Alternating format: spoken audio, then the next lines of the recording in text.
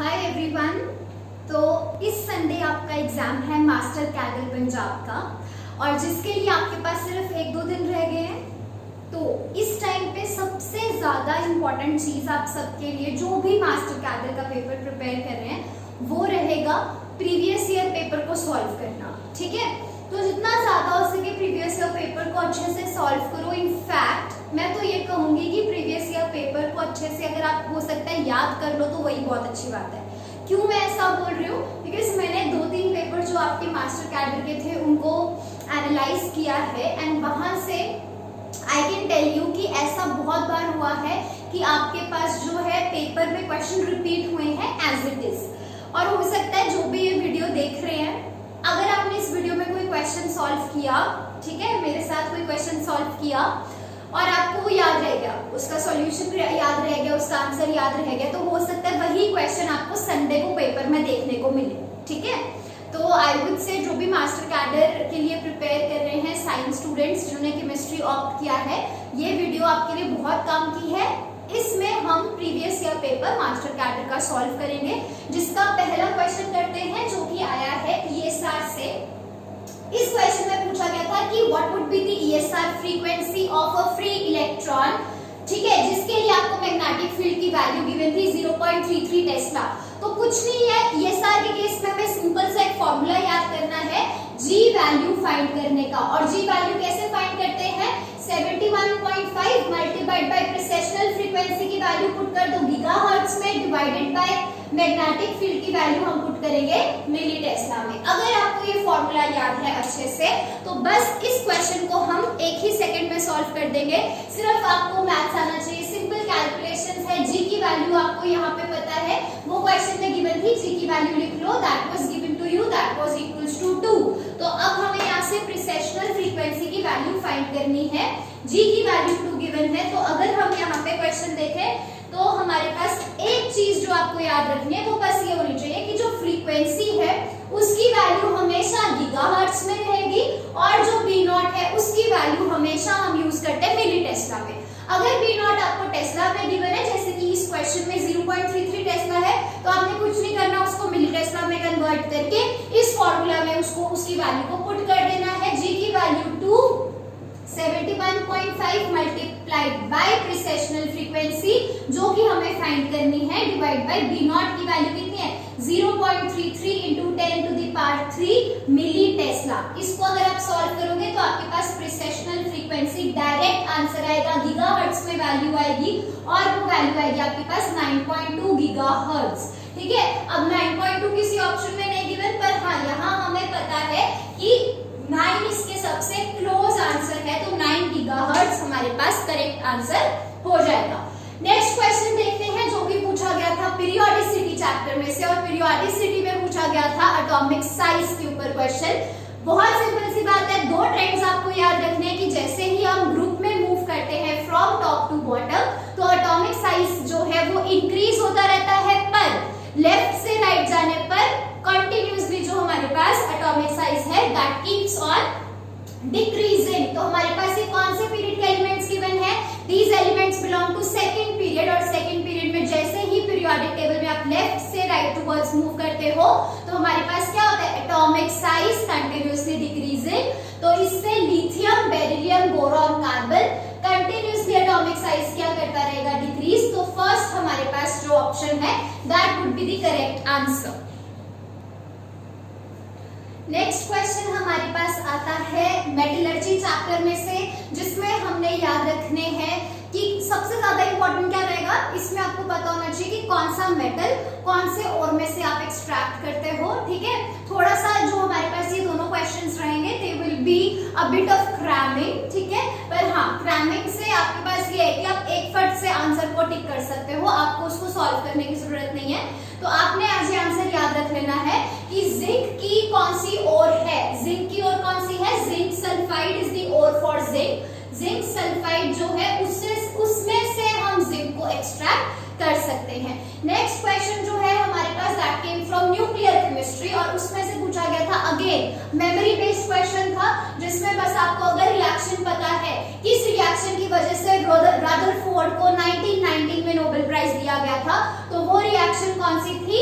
The bombardment of alpha particles और nitrogen atom with isotope 14। और इसकी अल्फा पार्टिकल से जैसे आप इसके ऊपर बॉम्बार्डमेंट करते हो तो ये न्यूक्लियस किस में कन्वर्ट हो जाता है? ऑक्सीजन के आइसोटोप 17 में, and along with that it releases one proton.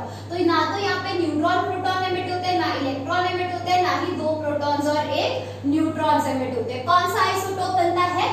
Oxygen का आइसोटोप बनता है 17 का, ना तो 16 का ना ही 18 का आइसोटोप बनता है। तो ये दोनों हमारे पास मेमोरी बेस्ड क्वेश्चंस थे। आज इनको अच्छे से ध्यान से देख लो कि हो सकता है एग्जाम में संडे को आपको यही क्वेश्चन पूछ लिया जाए। तो जिंक की कौन सी और थी जिससे हम एक्सट्रैक्ट करते हैं जिंक को? That is zinc sulphide. और रदरफोर्ड को किस इक्वेशन के लिए नोबेल प्राइज दिया गया था 1919 में? That was the bombardment of alpha particles और nitrogen atom with isotope 14 which due to which the nucleus got converted into oxygen with isotope 17 along with the emission of 1 proton. Okay, बढ़ते हैं अगले question की तरफ। Next question जो है that comes from analytical chemistry. Analytical chemistry में से question है और इसमें पूछा गया था कि अगर हमारे पास कॉपर आयंस को हमने डिसॉल्व करके रखा हुआ है वाटर के अंदर और एसिटाइल एसीटोन हम यूज कर रहे हैं एज एन एक्सट्रैक्टिंग एजेंट, तो फिर कौन सा सॉल्वेंट हमें यूज करना चाहिए कॉपर को एक्सट्रैक्ट करने के लिए? तो मैं सिंपल सी आपको एक ट्रिक बताऊंगी जिससे एनालिटिकल के ये क्वेश्चन सॉल्व हो जाएंगे। बस आपने क्या चेक करना है कि देखो क्या है, एक सॉल्वेंट के अंदर तो कॉपर प्रेजेंट है, एक्वस सॉल्यूशन है कॉपर का, दूसरे सॉल्वेंट्स को आपको यूज करना है उस कॉपर को एक्सट्रैक्ट करने के लिए। तो जैसे मान लो यहाँ कॉपर आपको कौन से सॉल्वेंट में गिवन है?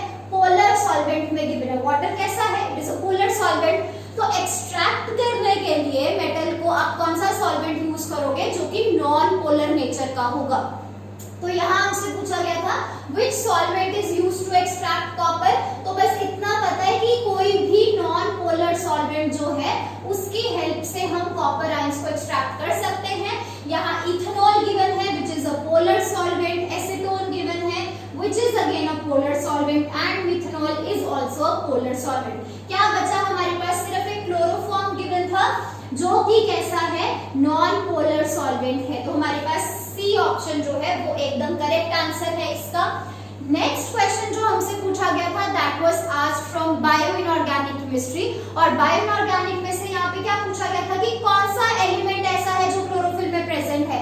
लास्ट वीडियो में जहाँ पे हमने एक और previous year paper master cadre Punjab का सॉल्व किया था उसमें मैंने आपको बताया था कि बायो इनऑर्गेनिक के लिए बस कुछ चीजें हैं जो आपको मेन याद रखनी है। वो है प्रोटीन। प्रोटीन के अंदर मेटल कौन सा प्रेजेंट है, कौन सी उसकी ऑक्सीडेशन स्टेट है जिसमें वो प्रेजेंट है, और दूसरी चीज आपको याद रखनी है उस प्रोटीन का बॉडी के अंदर काम क्या है।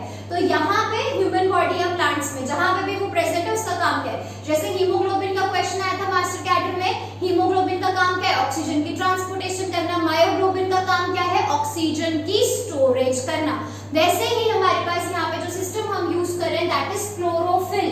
और क्लोरोफिल कहाँ प्रेजेंट होता है? ह्यूमन बॉडी में नहीं, ग्रीन प्लांट्स के अंदर प्रेजेंट होता है। इसकी मदद से हम क्या करते हैं? इसकी मदद से ग्रीन प्लांट्स फूड प्रिपेयर करते हैं which is used by us, है ना। तो कौन सा कलर, कौन सा प्रोटीन है जो कि प्लांट्स को हेल्प करता है, कौन सा पिगमेंट है जो कि प्लांट्स को हेल्प करता है फूड बनाने के लिए? That is chlorophyll. और ये क्लोरोफिल ही है जिसकी वजह से प्लांट्स का कलर ग्रीन होता है। और क्लोरोफिल के अंदर कौन सा मेटल प्रेजेंट है वो आपको याद होना चाहिए, वो क्वेश्चन था। और क्लोरोफिल के अंदर मेटल कौन सा प्रेजेंट होता है? That is magnesium. पर एक और चीज मैं आपको बताऊंगी, आपको इसकी ऑक्सीडेशन स्टेट भी याद होनी चाहिए जिसपे क्वेश्चन आ सकता है। मैग्नीशियम एक्टिव साइट में +2 ऑक्सीडेशन स्टेट में प्रेजेंट होता है। अगला क्वेश्चन हम सॉल्व करेंगे इनऑर्गेनिक से। अगला क्वेश्चन है हमारे पास क्रिस्टल फील्ड थ्योरी से, दैट इज कोऑर्डिनेशन कंपाउंड से हमारे पास ये क्वेश्चन पूछा गया था।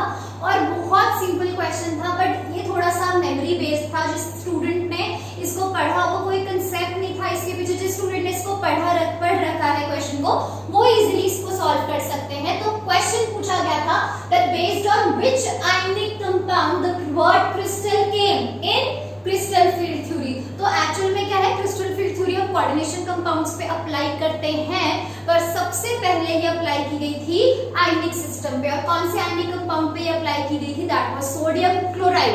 तो इसकी वजह से हम इसे क्रिस्टल पता है ना, हम उसको क्रिस्टल फील्ड थ्योरी क्यों बोलते हैं? क्योंकि सोडियम क्लोराइड का जो क्रिस्टल था उसके ऊपर सबसे पहले अप्लाई की गई थी, इस वजह से the word crystal came from here. Okay, next हमारे पास क्वेश्चन आया था फ्रॉम ऑर्गेनोमेटालिक कंपाउंड्स एंड बहुत ज्यादा इजी क्वेश्चन था। बस यहाँ पे आयरन की ऑक्सीडेशन स्टेट आपको बतानी है क्या होगी इन फेरोसीन। फेरोसीन क्या होता है? मेटालोसीन्स क्या होते हैं? जिसमें एक मेटल दो साइक्लोपेंटाडाइईन रिंग्स के बीच में सैंडविच की तरह प्रेजेंट होता है। इनको हम सैंडविच कंपाउंड्स भी बोलते हैं। तो बेसिकली दो साइक्लोपेंटाडाइईन रिंग्स हैं और उनके बीच में हमारे पास आयरन मेटल प्रेजेंट है।